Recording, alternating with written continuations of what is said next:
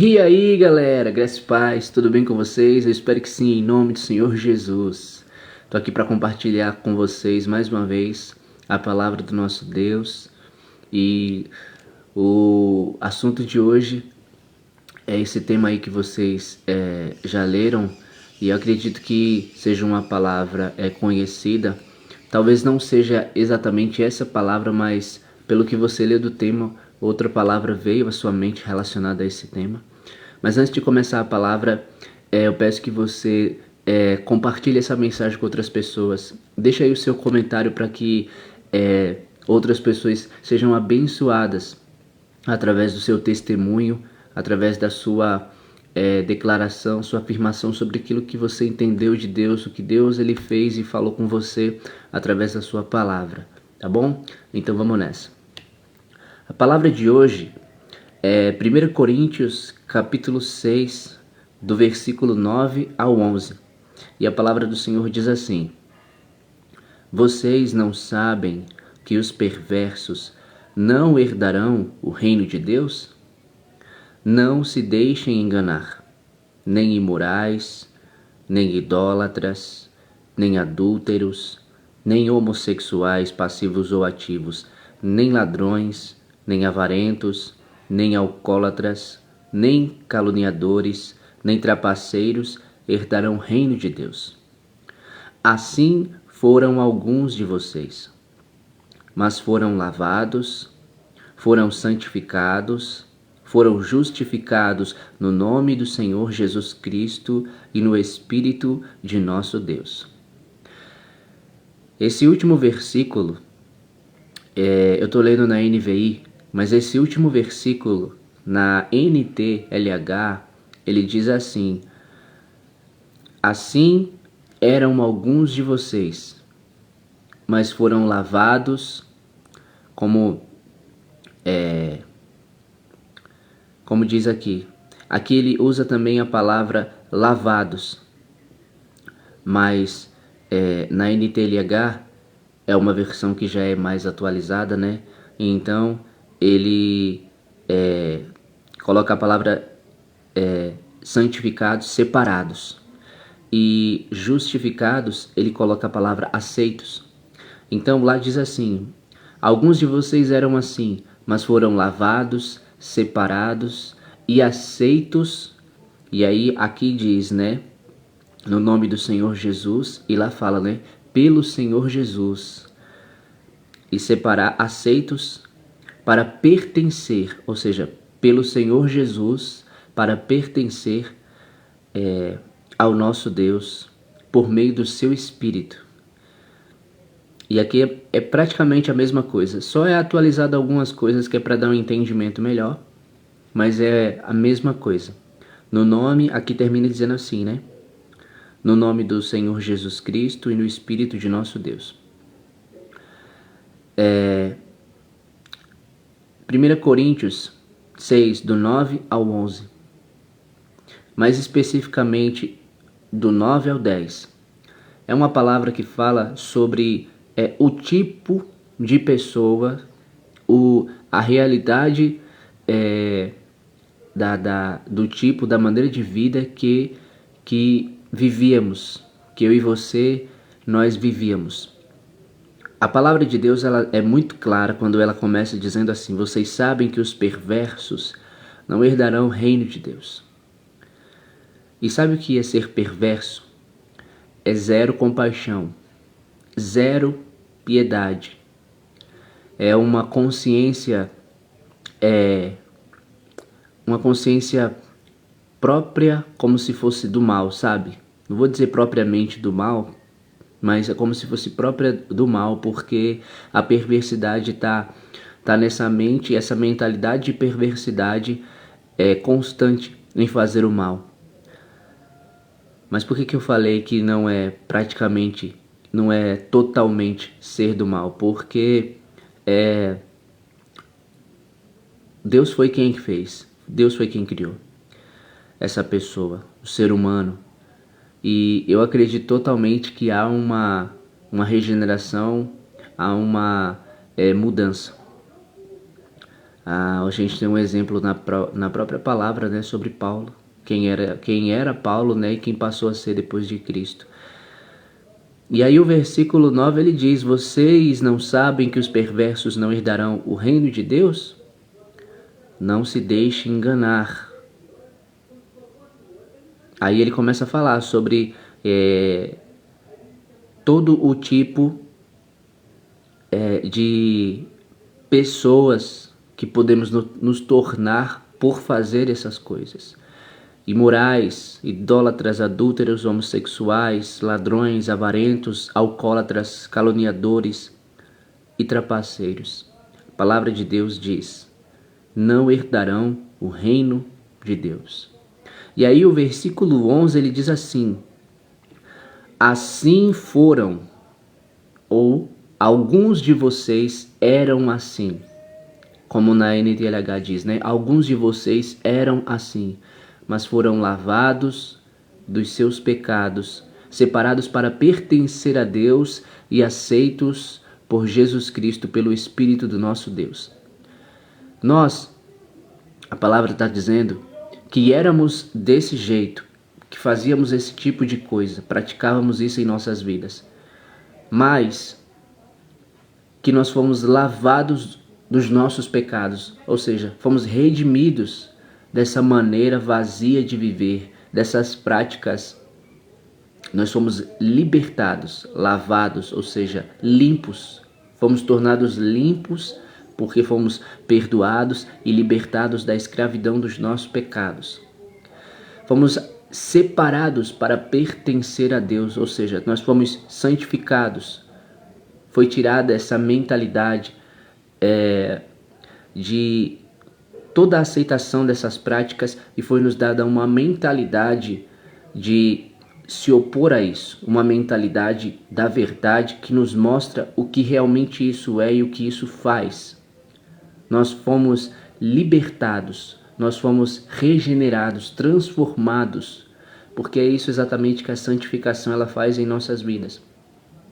A santificação ela tem um poder muito profundo no ser, no coração, na mente de um ser humano, de levar essa pessoa a passar por esse processo de libertar-se, um processo de libertação, de curar-se.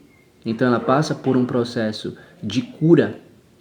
E o último é o identificar-se. Essa pessoa ela passa a conhecer qual é a sua real, verdadeira e única identidade em Deus, porque ela conheceu a Ele, ela se encontrou com Ele. E esse conhecimento dele, esse encontro com Ele, fez ela perceber que todas essas coisas, todo esse tipo de vida que ela vivia, era uma mentira. Era um engano, era uma ilusão e que na verdade ela não tinha sido criada, ela não nasceu para isso e que todo esse tempo o que ela estava fazendo era se procurando e ela estava vazia, principalmente de Deus e de si mesma, ou seja, da sua verdadeira identidade. Então, passando por esse processo de santificação, o último que acontece é ela passar a se conhecer, a receber a sua verdadeira identidade. Então a sua mentalidade muda, seu olhar muda em relação a isso. E ela é separada dessas coisas. E por fim, a palavra fala que nós fomos justificados, ou seja, aceitos por Deus, por meio do Espírito do Senhor. Ele nos aceitou porque Ele nos justificou, Ele nos perdoou, Ele nos inocentou e não nos tornamos mais culpados, porque antes nós éramos, mas agora não somos. E uma coisa que eu quero enfatizar muito, mas muito, é exatamente isso que eu acabei de falar, porque o início do versículo 11 ele fala: assim foram alguns de vocês. Ou como diz na versão mais atual, alguns de vocês eram assim. Nós éramos assim, nós fomos assim, mas nós não somos mais desse jeito. O que Deus ele deseja que eu e você entendamos e que nós vivamos é exatamente o lavados, santificados e justificados. Ou seja, é o perdoado, o purificado, é o separado, o levado a Deus, o entregue a Deus e o aceito por Deus. Isso precisa ser uma razão de alegria, um motivo de felicidade nas nossas vidas, porque esse versículo 11 de 1 Coríntios capítulo 6 inclui o plano da redenção que Deus ele fez em Jesus. Porque do versículo 9 ao 10 fala de coisas que nós éramos, do tipo de vida que nós vivíamos, o tipo de pessoas que nós éramos pelas coisas que fazíamos. Mas o versículo 11 revela qual era o plano, a vontade, no que estava incluso no plano da redenção da graça de Deus para as nossas vidas. E essas três palavras, lavados, santificados e justificados, ou seja, perdoados, separados, entregues para Deus e aceitos por Ele, foi para a nossa liberdade, foi para a nossa conversão a Deus e foi para a nossa salvação em Deus. Entenda que você era e você não é mais. O que era já foi. E o que não é o que antes tinha sido.